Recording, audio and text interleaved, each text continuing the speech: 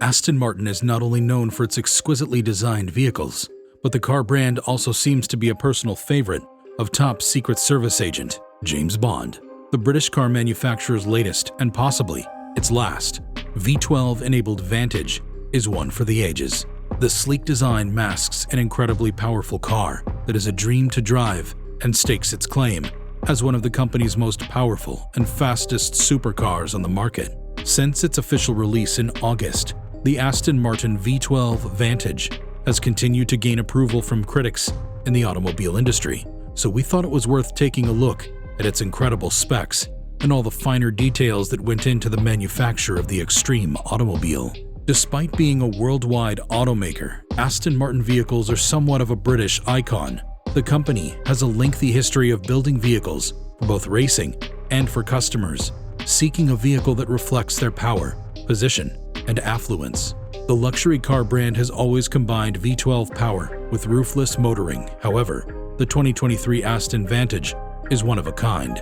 Nothing is admired more in automobiles than the pairing of big engines in small vehicles, and only a few vehicles have managed to capture this until the recently unveiled Vantage. According to Roberto Fedeli, the company's head of technical development, the incredible machine was built for the automaker's most ardent fans. It features up to 10 times the downforce, power, and torque of any previous Vantage.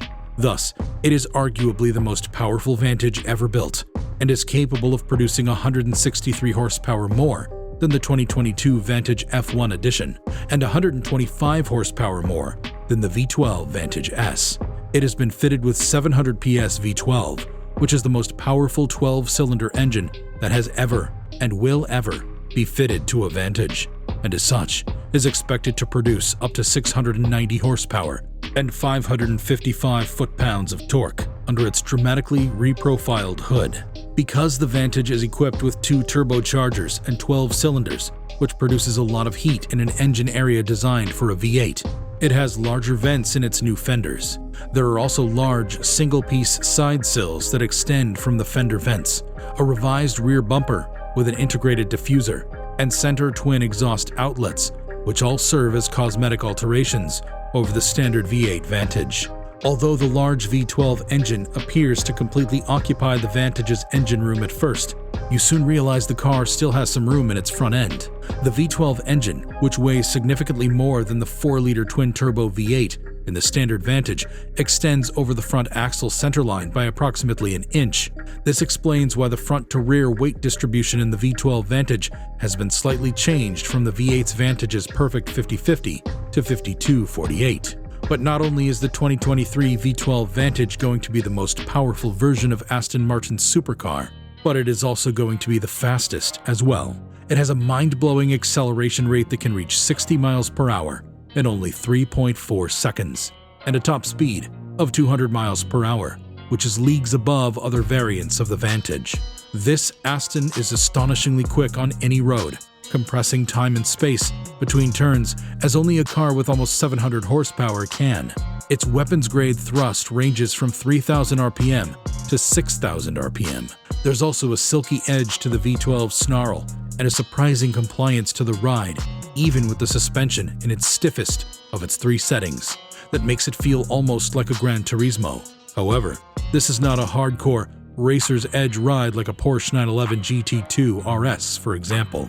It also comes with a new adaptive damping system, updated bushings, and firmer front-top mounts, which are a few of the suspension's changes from previous editions. Additional front and rear shear panels, a brace for the rear suspension tower strut, and bracing for the fuel tank have all been added to boost the body's overall stiffness. The softly contoured design of the Vantage's posterior is reminiscent of the back wing on the Aston Martin AMR 22 F1 vehicle. But the striking rear wing isn't only there to amaze your friends at cookouts and car shows. In combination with the redesigned front splitter, it is intended to generate 450 pounds of downforce at 200 miles per hour. Aston Martin claims that the convertible's power-operated fabric roof's Z-shaped folding mechanism helps conserve trunk space. But despite having a somewhat smaller trunk than the coupe, the vehicle can still accommodate a full-sized golf bag. Inside the superior automobile, luxurious materials and a wide range of personalized options continue the drama offered by the exterior of the 2023 V12 Vantage. The details of the interior make the vehicle worth every dime because it's fitted with a variety of upscale options such as the complete leather interior, heated and ventilated seats, a carbon fiber steering wheel, embroidered headrests, and several interior trim options. A rotary knob and buttons on the center console are used to control the 8-inch display that protrudes from the top of the dashboard.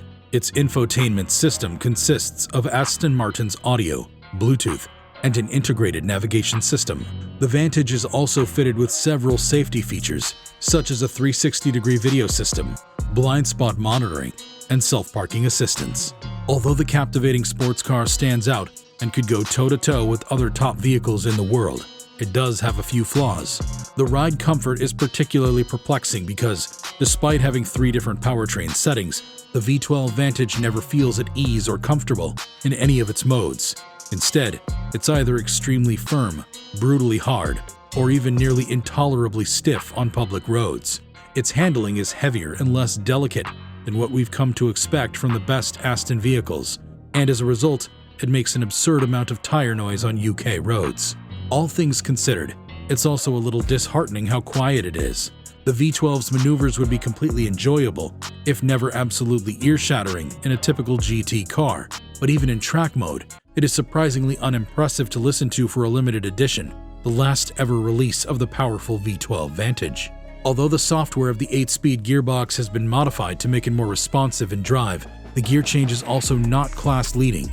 When shifting manually with the paddles, the reflexes and shift speeds are adequate, but nothing special, especially in contrast to competitors' gear changes that are things to savor and be astounded by, such as those in the Ferrari 812 and Porsche 911 GT3. On the other hand, the brakes are excellent.